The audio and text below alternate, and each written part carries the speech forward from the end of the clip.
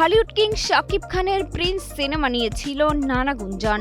দেশের বাইরে shooting, visa জটিলতা, এমনকি শুটিং আদৌ শুরু হবে কিনা তা নিয়েও ছিল প্রশ্ন।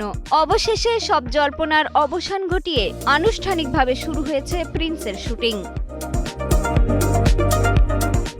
জানা যায় ঢাকায় 4 দিনের শুটিং শেষে পুরো ইউনিট পাড়ি জমাবে শ্রীলঙ্কায়। তবে শুরুর শুটিংয়ে নেই শাকিব খান।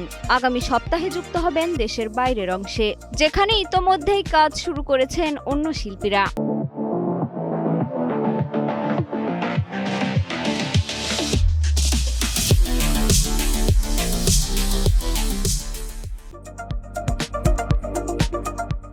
সোশ্যাল মিডিয়ায় গুঞ্জন ছড়িয়েছিল প্রিন্স নাকি 90 দশকের আলোচিত আন্ডারওয়ার্ল্ড গ্যাংস্টার কালা জাহাঙ্গীরের জীবনী। তবে নির্মাতা পরিষ্কার ভাষায় জানিয়ে দিয়েছেন এই সিনেমা কোনো নির্দিষ্ট ব্যক্তির জীবনী নয়, সবই ভিত্তিহীন গুজব।